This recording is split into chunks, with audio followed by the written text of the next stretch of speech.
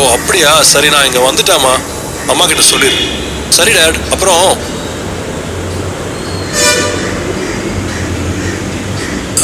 இன்னைக்கு ஒரு காலேஜ்ல? ஆமா டேட். ஆல் தி பெஸ்ட், பார்த்து போயிட்டு வாமா. சரி டேட்.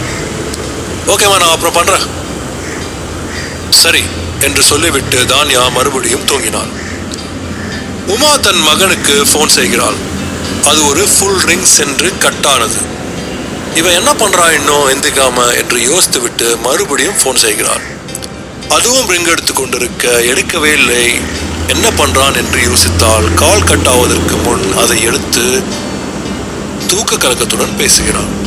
ஹலோ உமா, இவ்வளவு நேரம் எந்திரிக்காம என்னடா பண்ற? டைம் என்னம்மா? டைம் 5:30. ஐயோ, இவ்வளோ நேரம் ஆச்சா? சாரிம்மா, உன் ஃபோனுக்காக வெயிட் பண்ணிட்டே இருந்தேம்மா, சரியா தூங்கலை, இப்போதான் தூங்கினேன். அதான் பார்த்தேன். சரி சரி, எந்திரிச்சு கிளம்பு, நானும் கொஞ்சம் ரெஸ்ட் எடுத்துட்டு ஆஃபீஸ்க்கு போகிறேன். டேக் கேர்டா. சரி உமா, நான் பார்த்துக்கிறேன், நீ பத்திரமா இரு. ஓகே ஓகே, பாய், டாடா என்று சொல்லிவிட்டு அவன் கிளம்புவதற்கு எழுந்தான். சதுரகிரி மலை அடிவாரத்தில் குமரகுரு சிவா வருவதற்காக வெயிட் செய்து கொண்டிருந்தார். இன்னும் சிவா வராததால் அவனுக்கு போன் செய்தார். சிவா, என்ன பண்ற? எவ்வளவு நேரம் வெயிட் பண்றது? சார், அது எனக்கு தெரியுது, டிரைவருக்கு தெரியலையே. அங்க வர எப்படியோ இன்னும் ஒரு 20 நிமிஷம் ஆகும் சார், வெயிட் பண்ணுங்களேன் ப்ளீஸ். அப்படியா? சரி சரி, நான் வெயிட் பண்றேன், நீ வா. குமரகுரு சிவாவிற்காக வெயிட் செய்து கொண்டிருந்தார். சிவா வந்த பஸ் சரியாக 27 நிமிடம் கழித்து வந்தது. சார், சீனியர் பஸ்காரன் எப்படி பண்ணுவான்னு நான் எதிர்பார்க்கல சார். சரி சரி, வா போலாம் என்று மலையில் உள்ள கேம்பிற்கு நடக்க தொடங்கினர். அப்போது அவர்களின் டிபார்ட்மெண்ட் ஹெட் போன் செய்தார். அதை குமரகுரு எடுத்து பேசுகிறார். சார், சொல்லுங்க சார். என்னப்பா, எங்க இருக்கீங்க? மலை அடிவாரத்துல இருந்து கேம்புக்கு போயிட்டு இருக்கோம் சார். பரவாயில்லையே, லீவ் போடாம வந்துட்டீங்க. நான் கூட ஒரு வாரம் லீவ் போட்டுருவீங்களோன்னு பார்த்தேன். இல்லை சார், லீவ்லாம் போடல, வந்துட்டோம். Okay okay, carry on. நமக்கு இன்னும் 1 இயர் தான் டைம் இருக்கு. அதுக்குள்ள ஏதாவது கண்டுபிடிச்சு ஆகணும், சரியா? தெரியும் sir. You are hoping for the best. All the best பா என்று சொல்லிவிட்டு போனை வைக்கிறார். குமரகுருவும் சிவாவும் கேம்பிற்கு நடந்து சென்று கொண்டிருந்தனர். தானியா வீட்டில் காலேஜிற்கு கிளம்பி கொண்டிருந்தால் அப்போது அங்கே அந்திதா வந்தாள். என்ன தானியா, இன்னும் கிளம்பலையா? கிளம்பிட்டா அந்திதா, ஒரு 5 மினிட்ஸ் சாப்பிட்டு போயிடலாம், வா சாப்பிடலாம். நான் சாப்பிட்டனே, நீ சாப்பிட்டு வா, நான் வெயிட் பண்றேன் என்று அந்திதா சொல்லிவிட்டு வெயிட் செய்கிறாள். தானியா சாப்பிட்டு விட்டு கிளம்புகிறாள். அம்மா, போயிட்டு வரமா.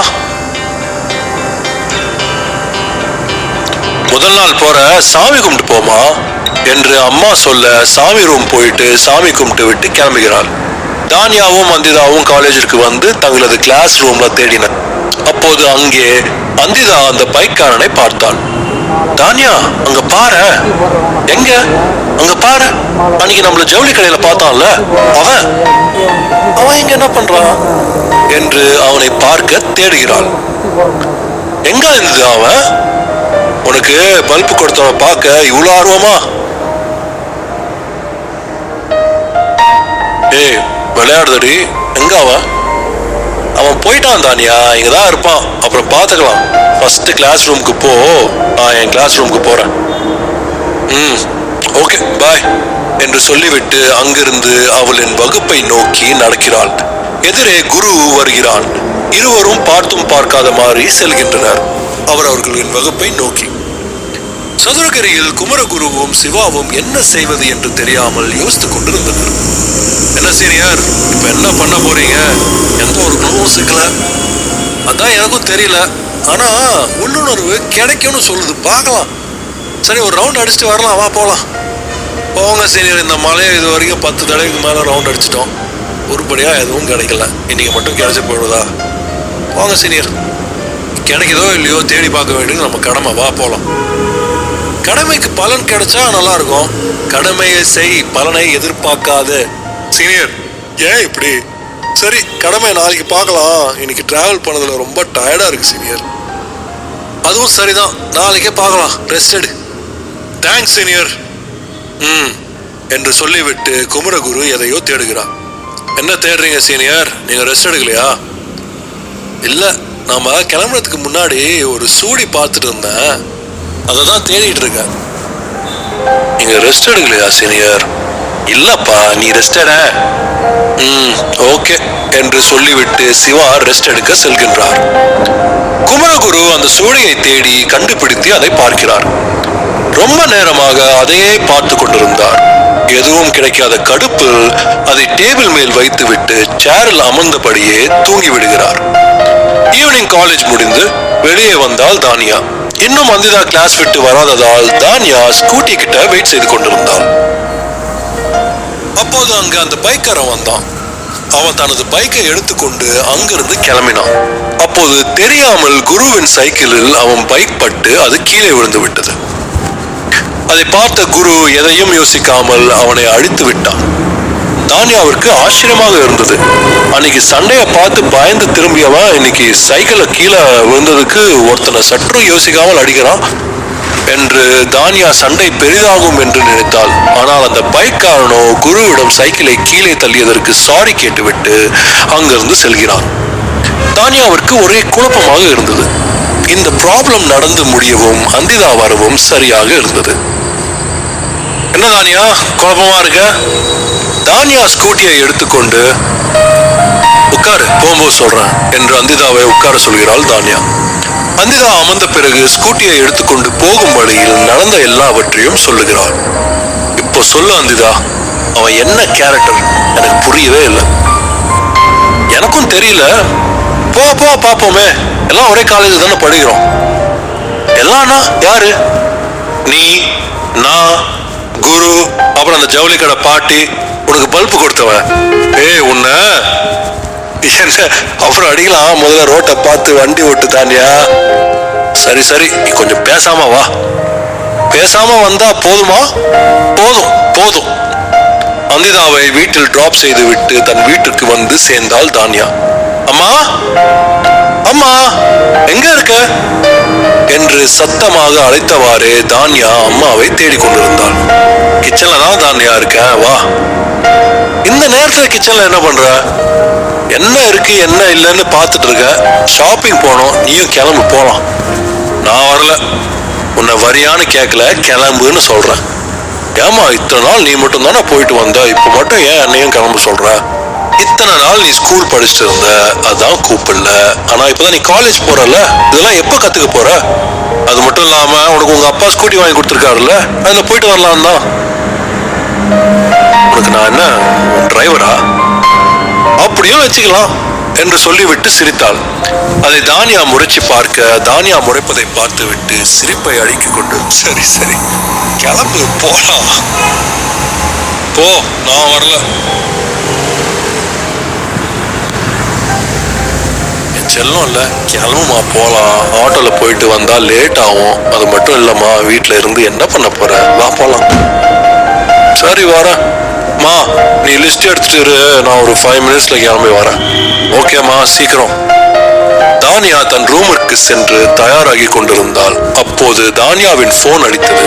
எடுத்து பார்க்க தானியாவின் அப்பா போன் செய்திருந்தார். சொல்லுங்கப்பா. என்ன பண்ணிட்டு இருக்கம்மா? ஷாப்பிங் கிளம்பிட்டு இருக்கோம்ப்பா. என்ன வாங்க? வீட்டுக்கு திங்ஸ் வாங்குறதுக்கு. நீ மட்டுமா? இல்லப்பா, அம்மாவும் தான். அப்படியா? பார்த்து போயிட்டு வாங்க அப்போ. சரிப்பா, உங்க வேலைலாம் எப்படி போயிட்டு இருக்கு? எதுவும் கிடைக்கலாமா? கடுப்பா இருக்கு, என்ன பண்றதுன்னே தெரியல. கவலைப்படாதீங்க டேட், எல்லாம் நல்லபடியா முடியும். சீக்கிரம் ஏதாவது க்ளூ கிடைக்கும் டேட். தேங்க்ஸ்மா. ஓகேம்மா, நாங்க ஷாப்பிங் போயிட்டு வந்துட்டு அப்புறம் பேசுறோம் டேட். பாய். சரியா? டேக் கேர்மா. தானியாவும் அவள் அம்மா தேவியும் ஷாப்பிங் கிளம்பி சென்றனர். சதுரகிரி மலையில் குமரகுரு ரெஸ்ட் எடுத்தது போதும் என்று சிவாவை எழுப்புகின்றனர். சிவா, எந்திரி சிவா. எந்திரி சிவா என்று குமரகுரு சொல்ல சிவா இன்னும் அலுப்பில் தூங்கிக் கொண்டிருந்தான். குமரகுரு கடுப்பாகி பக்கத்தில் இருந்த புத்தகத்தை எடுத்து அடிக்கிறார். என்று அலறியபடி எழுந்து அமருகிறான் சிவா. ஏன் சீரியர், என்ன எதுக்கு எழுப்புனீங்க? என்ன சொன்ன? எதுக்கு எழுப்புனா? நீங்க என்ன மாமியார் வீட்டுக்கு விருதுக்கா வந்திருக்க? நல்லா சுகமா படுத்து தூங்குற. எந்திரு போலாம். என்ன சீனியர், இருங்க போலாம். என்று கடுப்புடன் எழுந்து கிளம்புகிறான் சிவா. சிவா கிளம்பி கொண்டிருந்தான். குமரகுரு அங்கிருந்த டேபிளையே வெறுத்து பார்த்து கொண்டிருந்தார். என்ன சீனியர் அப்படி பார்த்துட்டு இருக்கீங்க? ஒன்றும் இல்லை, நீ கிளம்பிட்டியா? போலாமா? நான் ரெடி சீனியர், வாங்க போலாம். வாபா என்று சொல்லிவிட்டு இருவரும் நடந்து சென்றனர். சிவா, இந்த மலையில இருக்கவங்க கிட்ட அன்னைக்கு விசாரிக்க போனோம்ல, அன்னைக்கு அவங்க சொன்னதெல்லாம் ரெக்கார்ட் பண்ணிருக்கியா? பண்ணிருக்க சீனியர். ஏன் கேக்குறீங்க? இல்ல, அந்த ரெக்கார்டிங்க மறுபடியும் கேட்கணும், அதான். அதுல எதுவும் இல்ல சீனியர். நான் மறுபடி போட்டு பார்த்துட்டேன், ஒண்ணுமே உருப்படியா இல்ல. கடுப்பா இருக்கு. இந்த ஒரு வருஷத்துல நாம எதுவுமே பண்ணலன்னு நினைச்சாலே ரொம்ப கடுப்பா இருக்கு. விடு சிவா, இதுக்கே வருத்தப்பட்டா எப்படி? இன்னும் எவ்வளவு இருக்கு? என்ன சீனியர் சொல்றீங்க? ஆமா, நாம இன்னும் ஒரு வருஷத்துக்குள்ள எதுவும் கண்டுபிடிக்கலன்னா நமக்கு மேல இருக்கிற ஆபீசர்ஸ் கேட்கிற கேள்விகள்லாம் பதில் சொல்லணும். 2 வருஷமா நாம ரிசர்ச் பண்ணதுக்கு எவிடன்ஸ், அப்புறம் ரிப்போர்ட்ஸ், இதெல்லாம் நம்ம கரெக்டா சப்மிட் பண்ணணும். இல்லைன்னா நமக்கு வேலையே இல்லை. என்ன சீனியர் இப்படி சொல்றீங்க? ஆமா சிவா, இதான் உண்மை. கொஞ்சம் நினைச்சு பாரு எப்படி இருக்கும்னு. சிவா சிறிது யோசிக்கிறான். சீனியர், நினைச்சு பார்க்கவே பயமா இருக்கு என்று சொல்கிறான் சிவா. சரி விடு, அப்படி எதுவும் நடக்காது. எப்படி சொல்றீங்க சீனியர்? எல்லாம் ஒரு நம்பிக்கை தான் சிவா. அப்படியா? Okay senior. இருவரும் நடந்து சென்று கொண்டிருக்கும் போதே குமரகுரு கால் தடுமாறி இரக்கத்தில் தடுமாறி விழ, அது இரக்கம் என்பதால் குமரகுரு உருண்டு கீழ் நோக்கி செல்கிறார். சிவா பின்னாலேயே ஓடுகிறான்.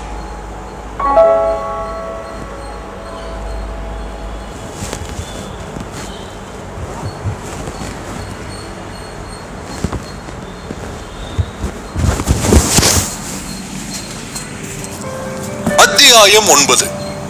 சிவா பின்னாலேயே செல்ல குமரகுரு உருண்டு சென்று ஒரு